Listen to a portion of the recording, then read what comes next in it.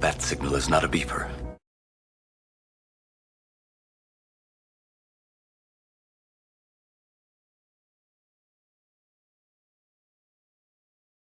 Hello, I'm the Angry Spork.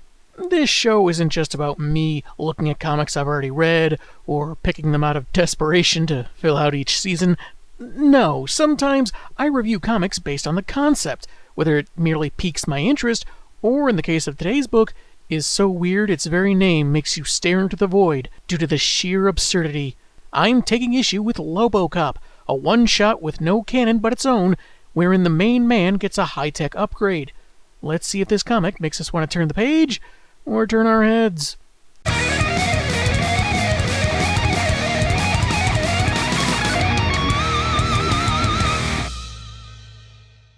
The cover is a close-up of the title character looking like one of those superhero transformers, but with a Robocop dome. While under different circumstances some might call this pretty basic, I think it works here because, well, a mechanized Lobo is visually striking on its own.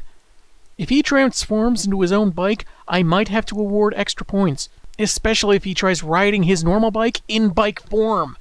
But then I'd deduct points because of the obviously salacious implications that brings up, which Lobo would no doubt capitalize on. This book about the Bastitch of law enforcement begins with a message to the Bastitches of the legal profession, expressly and repeatedly pointing out how this is a parody of Robocop with no involvement with or authorization from Orion Pictures, who produced the films.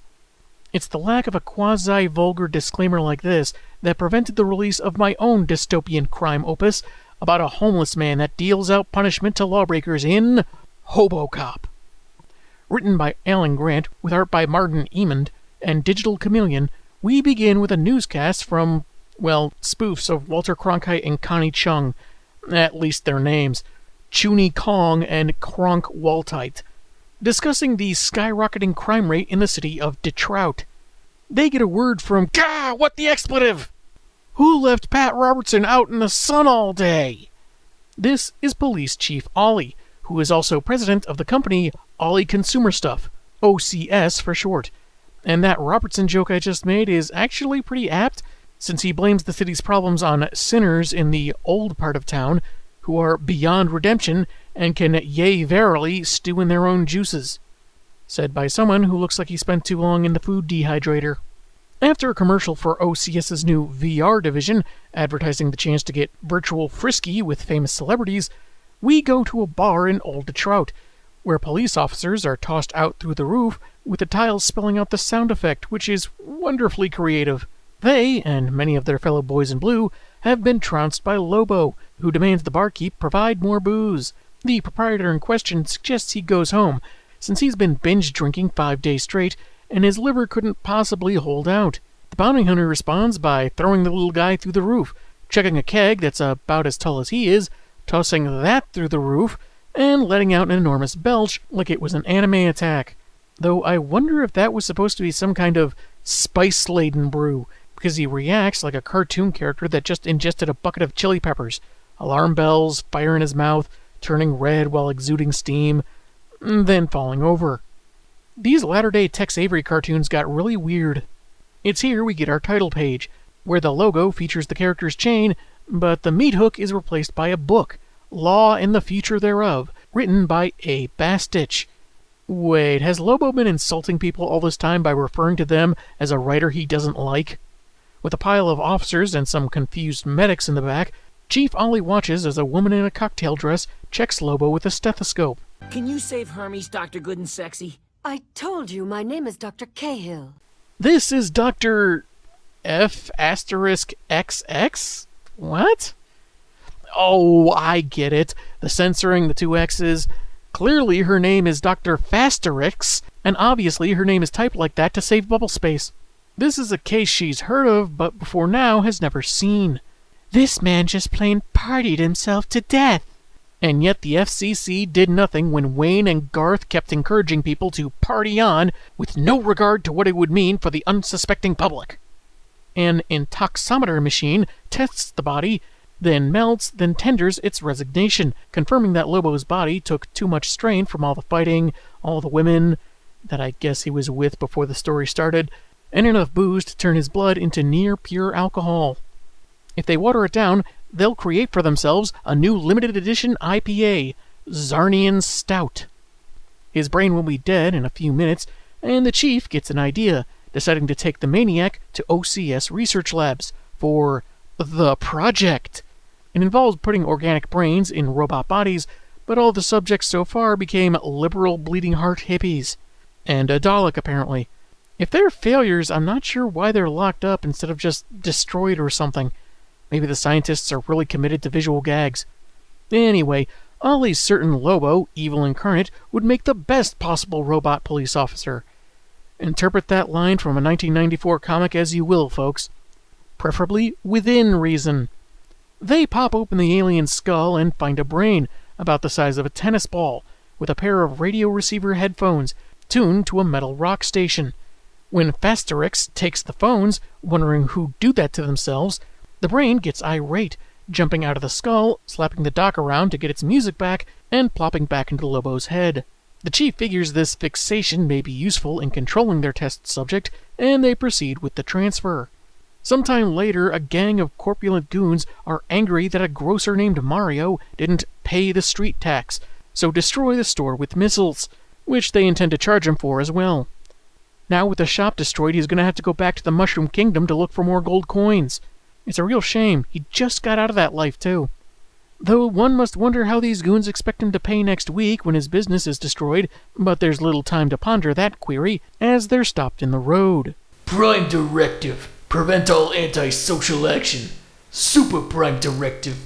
Subdue all creeps. A1 Primo Ultimate Prime Directive. Frag all crims.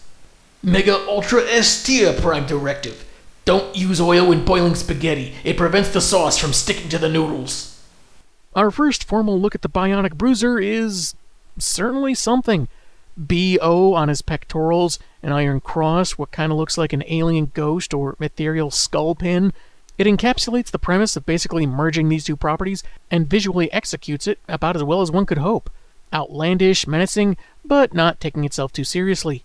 Weird way to stand, though. Who does he think he is? An attractively drawn woman in a main canon story? But I kid. He proceeds to fire on the gang, though it kind of looks like his gun arm is cut off for some reason, maybe something to do with the sound effects, and that arm is now flipped, having been the left arm before and now the right. Some of the attackers try to crawl from the wreckage, but he just finds them guilty of evading the law or bleeding on the highway, as he finishes them off. Amazingly, there are survivors in the burning grocery store, praising Lobocop and pleading for help. But he finds them guilty of shouting in a low-noise zone and kills them too. And look, his arms have switched back.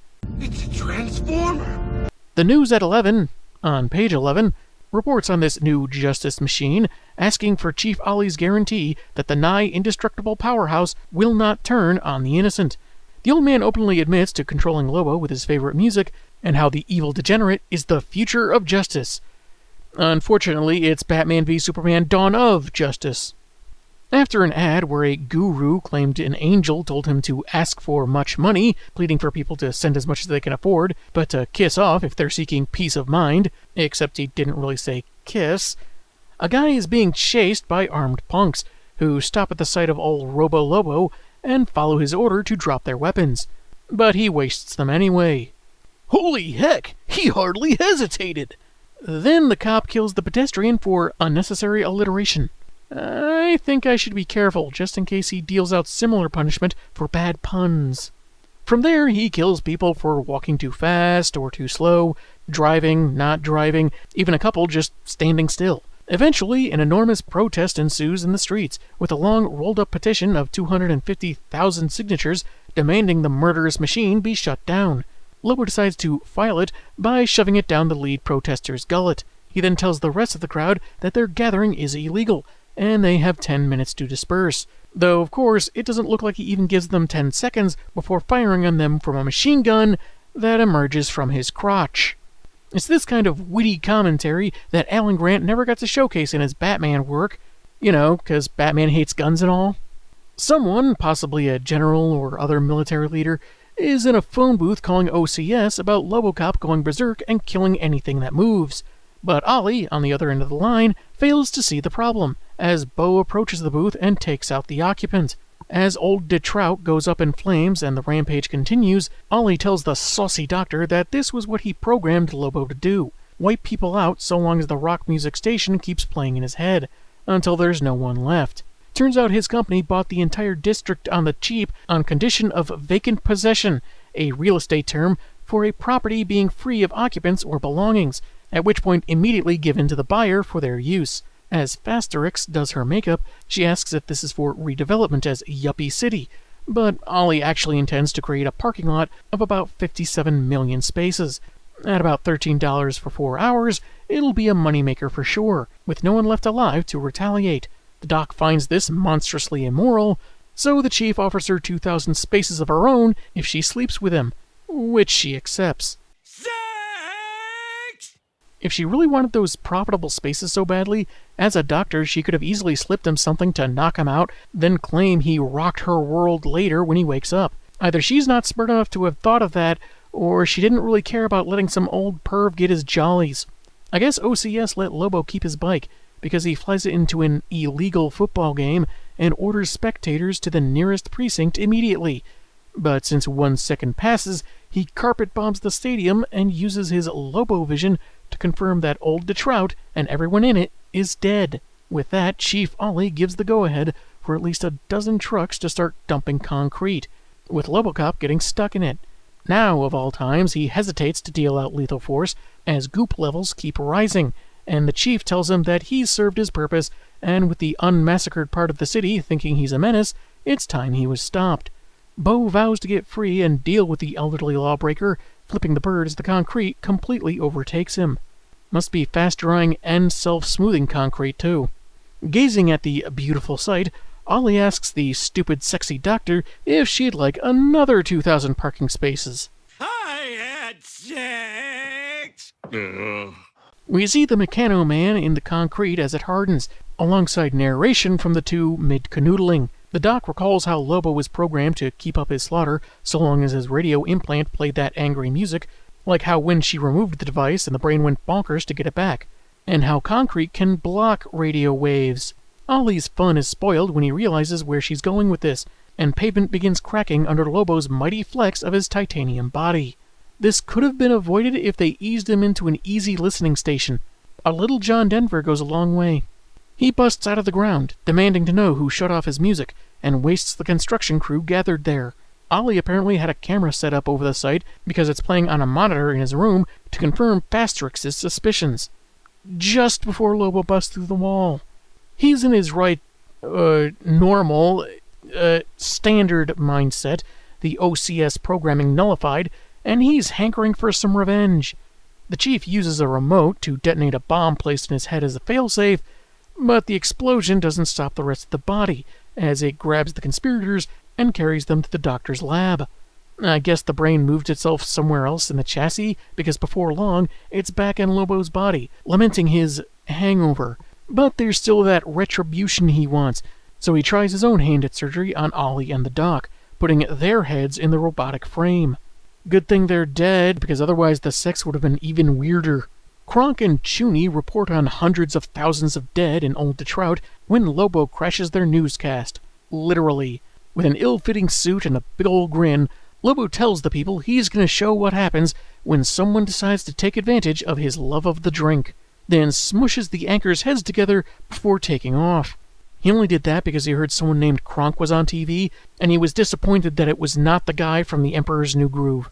Lobo flies away on his hog, just as a tactical nuke he left chained to his machine body detonates to a green gradient, because the bomb was apparently lime-flavored, and the comic ends with him smirking that he's seen the future of law enforcement, and it bites. That was Lobocop, and much like Batman/Lobo, while I thought it was fun in its own twisted way, I'm not exactly fawning over it. This seems like a story Alan Grant really had fun with, and got to indulge in some darker humor.